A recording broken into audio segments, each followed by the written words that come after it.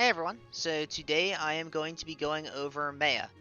Maya is a 4-star unit that benefited greatly from Kaigan and became quite powerful as a result. So, as a 4-star unit, any free-to-play should be able to get a hold of her in the gacha, and she is farmable, obviously, so if you want to farm her up, you can. And she will become a super solid unit in the future, so let's start by taking a look at her Kaigan. So, Maya's Kaigan, unfortunately mine is not quite where I want it to be. I need to farm her up some more or maybe get luckier in the gacha because unfortunately she almost never shows up in my gacha. Maya wants to be a 553 or a 555 unit. Um, I don't personally think her leader skill is like super worth it, like in terms of as a team as a whole. So if you're free to play, I would definitely skip her leader skill. But if you do have extra resources, she does provide a dark leader skill for magic that is just sorely lacking in the dark element as a whole. So it's not necessarily a bad leader skill, I just think that it's a little more specific than a free to play might want to put down on. So for her gate 1, all points in for the HP, like always. And her gate 2, she's going to be gaining an extra 3% magic and 1 move on her magic up +2 from her sage job. So just a general rule of thumb, if a unit gets +1 move on their Kaigan gate 2, you max it.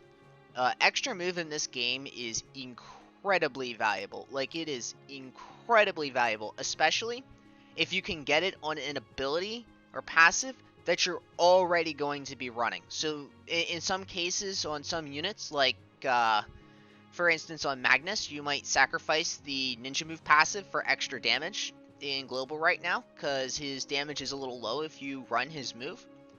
But in this particular case, you get the best of both worlds. You get to run more move and more damage. So, of course, you're going to max that. And that'll be true on several other units that get that plus move on Gate 2. Her Gate 3 Kaigan leader skill is 30 magic damage and plus 20 dark. And the 30 magic damage will still apply to the whole party, but unfortunately the 20 dark will only apply to dark units. So she can technically be run as a leader on a rainbow team still. It's just really you're kind of hard pressed to run her as a leader skill for a rainbow team, especially in Japan these days. And as a dark leader skill, it is very, very defined in what she does. So just a word to the wise, if you have the extra resources, it might be worth it. If you don't, I would suggest leaving her at 3 or maybe 4 in gate 3 instead of wasting the 2 sins, so that way you can try to get your entire party up as a whole rather than just one unit.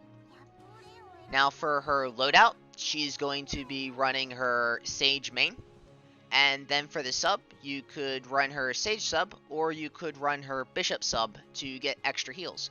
Remember, Dark does not have many support units, so having access to heals on a Dark team is very valuable.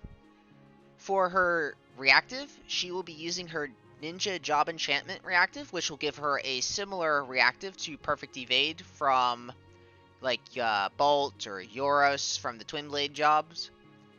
For her passives, Magic Up +2, obviously for more damage, and that will be the extra move that you get from the Kaigan, obviously. And I would personally run the Ninja passive. Now, you technically have access to Regenerator, and if you run Regenerator, that means that Maya does not have to run a Regen Armor. But a 5-move Sage definitely sounds really good to me. Now, Maya does have her own Nenso, and Maya's Nenso is actually very good. So the base stats on it are 24 magic, and this is very good because there are just not that many magic Nensos out there. There just really aren't. And this Nenso will also come with a vision ability that is an attack that magic users can use for some dark coverage. So this is just a really great Nenso to have a couple dupes of in general. She will get 331 from the Shadow Messiah group, and unfortunately there aren't many in the Shadow Messiah group that she would run in the same team with, so it's not a great Nenso for the Shadow Messiah group as a whole. But there is a Maya and Ira group that gives 49 magic and 81 dex. And dex is always welcome on a Sage because their accuracy is normally pretty low, and magic attack is more damage, obviously. So for her gear, I'm running the Nina staff, or the Nina VCR, which is 50 magic attack and 10 speed. In global, you will probably be running the battlefield drama, and the reason you'll be running the battlefield drama is the same reason you'd be running it on a unit like Rada. You get the double dark because it gives you a dark AoE, it gives you access to another attack, and it just has all the stats you want. 10 speed and 40 magic is a very good, especially for an accessory. So there really just aren't any other stabs to compare, and the battlefield drama is a free piece of farmable gear, so why would you not use it? For armor, since I'm running her ninja passive, I run regen armor, and unless you're running regenerator, there is no reason to run any other piece of armor unless you're on a non-heal map. And Maya does have her own VCR, and this VCR can be used on any female Wrath unit, so Vanicus and Krima are both included in that.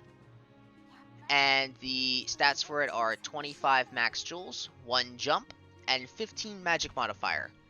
This is the highest magic modifier accessory in Japan. There is no other weapon or accessory that gives this high of a magic modifier. So this is a very good piece of gear. And once again, you can use this on Vanicus, you can use this on Krima, and especially on Krima, since it's magic modifier, that'll actually scale up her wind nuke to do more damage. And just as a side note, because Maya is technically a female Wrath unit, she does have access to other female Wrath unit gear, like the Spica hairpiece or the Lamia flower. And while she would not normally run these, I just thought I'd point it out. So let's go ahead and hop into a map here so we can see what she can do. Now, unfortunately, since my Maya is not up to snuff, I will be borrowing a Maya. And today's Maya is coming to me courtesy of Will again. So thank you, Will, for setting up your Maya for me to use.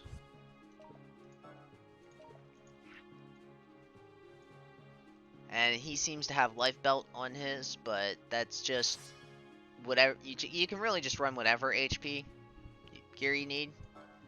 In Japan, you run HP is like the most important stat, more or less. So as long as you have that, you're fine. He's probably using his regen armor on something else, to be honest.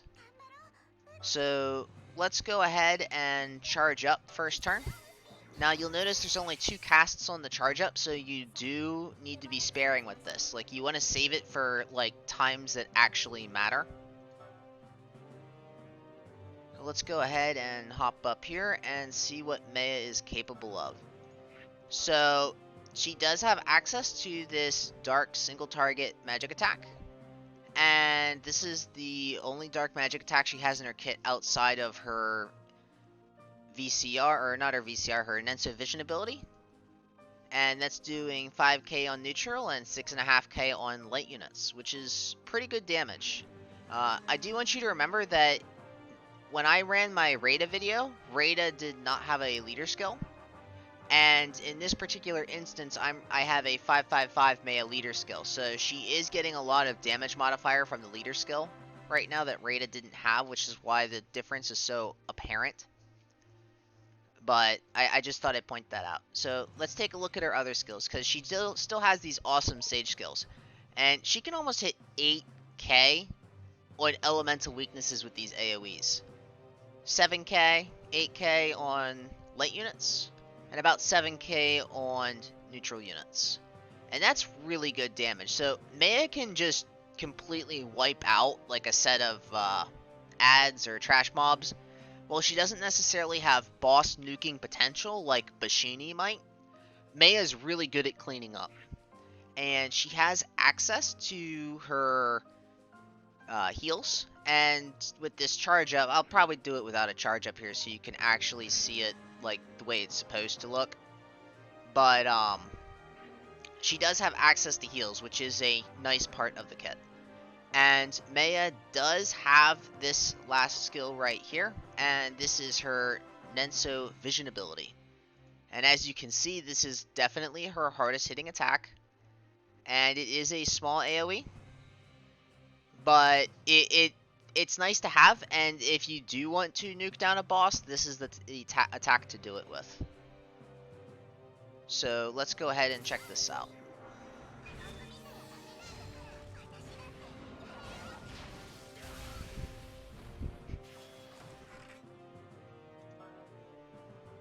So yeah, Maya's kit really has not changed much since she got Kaigan. However, Maya as a whole basically got everything she needed out of her Kaigan. She got the damage, she got the stats, she got the HP, and she got the Nenso. Let's be honest here, Maya got a very good Nenso with a very good VCR. And sometimes that's the difference between a good unit and a great unit, is just having the right support in gear and Nensos, in the Kaigan passive that gets upgraded. Because being able to get around the map as a Sage already made her a powerful Sage, but then giving her the additional damage on top of that is what put her over the edge. So I don't really have much else to say at this point on Maya, because she is a relatively simple character. A lot of you probably already have her at 85, and if you don't, well, you might want to think about farming her, because Maya is going to be one of the earlier Kaigan batches. So she's going to be at her most powerful probably within the first 2 to 3 months of Kaigan being released. And while Maya has been a little power crept by now because she had an early Kaigan, she's still a very, very highly serviceable character. You can definitely make Maya work in the meta right now. So I definitely do think she is a unit worth Kaiganing to at least 5-5 and then whatever you want on gate 3. So thanks for watching as always, and I hope to see you next time.